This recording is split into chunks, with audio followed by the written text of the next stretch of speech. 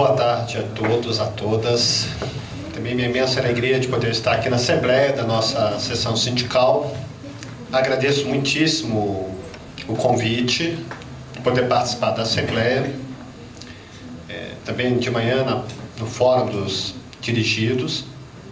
E particularmente feliz de nós podermos estar discutindo essa problemática da autonomia universitária.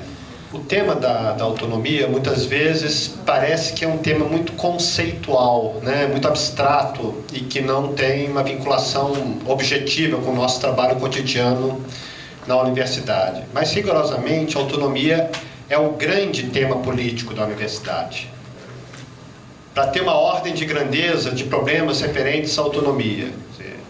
A Universidade Nacional de Brasília, quando foi fundada, foi fundada como uma universidade que seria uma universidade transformadora, né, digamos, crítica, reunindo, talvez, naquele momento, um dos melhores quadros, né, nas diversas áreas do conhecimento para constituir os departamentos que pudessem, de fato, caracterizar uma universidade comprometida com a crítica. Entre 64 e 65, a Universidade Nacional de Brasília perdeu 80% dos seus professores. E isto por conta, por óbvio, do golpe civil-militar de 64.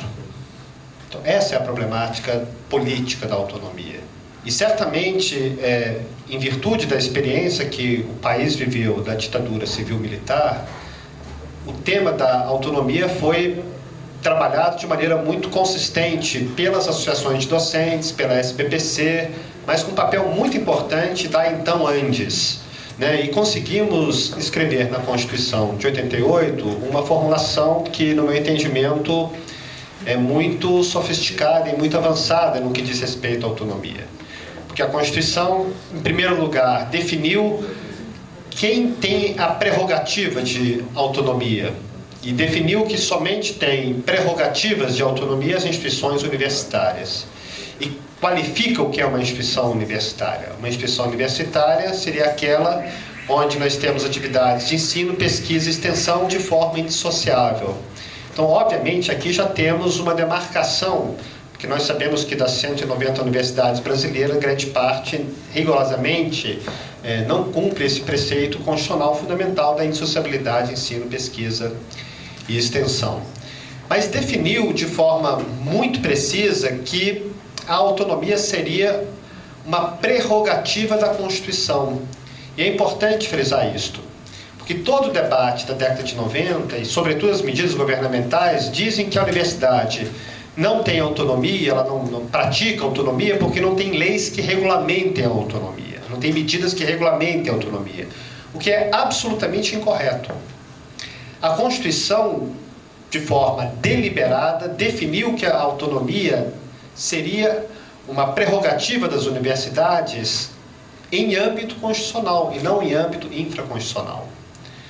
A grande jurista Ana Cândida, que fez um belo estudo sobre a Constituição de 88, ela sintetiza dizendo que o artigo 207 é uma norma bastante em si.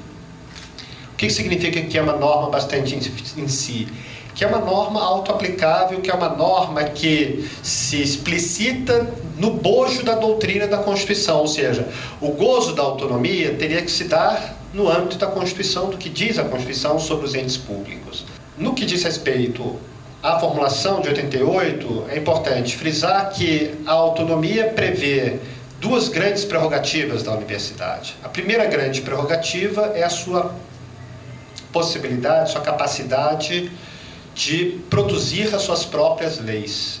E isso parece algo estratosférico hoje, imaginar, que a universidade é regida por leis próprias. Quando se diz que a universidade é regida por leis próprias, não quer dizer que a universidade estaria fora, como um ente soberano frente ao Estado. Não. As leis da universidade são leis que devem ser escritas respeitando os marcos constitucionais. Isso foi o que a Constituição diz. E que a condição fundamental para que a universidade possa elaborar suas próprias leis era que ela tenha um autogoverno. Ou seja, ela se autogoverna. Ela tem regras próprias de governo. No entanto, este avanço enorme na Constituição de 88 não foi colocado em prática por uma questão de correlação de forças. É importante destacar que, a partir de 89, nós vamos ter governos explicitamente neoliberais. Muitos fatores concorreram para que a luta social reduzisse, arrefecesse a sua força. Para vocês terem uma ideia, em 89, no Brasil, nós tivemos 4.000 greves. Em 92, nós ainda no governo Collor, nós tínhamos aproximadamente 800 greves por ano. Então, uma queda enorme de mobilização social. E desde então, o que nós temos assistido em relação à relação da universidade com o Estado? Uma profunda heteronomia. O Estado cada vez mais foi impondo normas à universidade, transformando a universidade numa repartição pública. Aliás, muitos reitores se acham representantes de um órgão público e não de uma instituição autárquica com autonomia, né? Isso, uma vez numa reunião da Andifes, os reitores, 2 ou 3 reitores, quando na greve de 2001 houve o corte de ponto dos trabalhadores docentes, né, para suspender os salários, um reitor chegou a explicitar em plena reunião da Andifes, assim, mas nós vamos ter que cortar ponto porque nós somos cargos de confiança do governo. Eu perguntei, mas você não é reitor? Sim, mas somos cargos de confiança. Eu falei, bom, temos que discutir isso. Os próprios reitores se acham representantes de governo, né? E tudo passou a ser normatizado pelo governo. Toda a folha de pessoal, a vida pessoal, funcional, perdão, de todos os servidores, docentes e técnicos, foi deslocada para o Ministério do Planejamento, né, pelo CIAP. Sistema de avaliação fora da universidade, construção das diretrizes curriculares fora da universidade, e aquele processo grave que vinha da ditadura civil-militar dos editais, de que o que é dado a pensar na universidade respeita editais elaborados fora da universidade, se aprofundou enormemente. Ou seja, a universidade se caracterizou por uma instituição fortemente heterônoma e não uma instituição autônoma. No período Cardoso, é importante que a gente recupere isto. Cardoso reconhecia o problema da contradição entre as medidas que estavam em curso, de heteronomia, com o que estava na Constituição, e avaliou que ele teria força política para modificar a Constituição, o artigo 207. E qual era a ideia fundamental de Cardoso? Negando o fundamento da Constituição, de que a autonomia universitária é uma norma bastante em si, que não precisa ter leis complementares, Cardoso tentou impor a inclusão de um aposto na Constituição, no artigo 207, onde se lê que as universidades gozam de autonomia, entraria o famoso aposto, as universidades gozam, vírgula, na forma da lei, vírgula, de autonomia universitária. O que significa dizer isso? Que o alcance da autonomia estaria normatizado por uma norma infraconstitucional. E é importante lembrar que, naquele momento, Cardoso chega a explicitar o que seria essa norma. E o relator dessa proposta foi o deputado Paulo Bornhausen, vizinho aqui do Estado, em que ele dizia, entre outras afirmações, de que o conceito de que a universidade está associada à pesquisa é um conceito que ele interpreta como um emocionalismo nacional, uma questão afetiva, emocional, que não tem razão de ser, porque, na verdade, a universidade no Brasil deve ser uma instituição que redescobre o conhecimento. E, portanto, a pesquisa deveria ser muito mais entendida como método pedagógico e não como produção crítica de conhecimento. E a segunda característica que a emenda constitucional de Cardoso pretendia era justamente garantir que as universidades pudessem se autofinanciar num prazo de 10 anos. Então, aqui temos a essência de uma leitura neoliberal de autonomia. Qual é a leitura neoliberal? Que a autonomia da universidade, ela deve significar, na prática, a possibilidade que a universidade se autofinancie.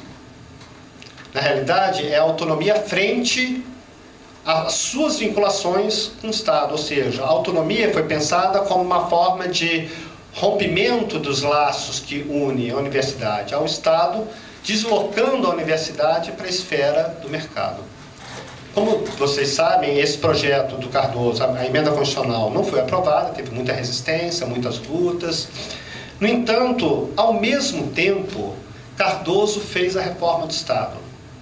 a Emenda Constitucional 19, a Emenda Constitucional número 20, da Previdência, e foi flexibilizando a presença das autarquias e fundações públicas na esfera do Estado. De que maneira? Trabalhando o conceito, que agora está mais claro, de parceria público-privada.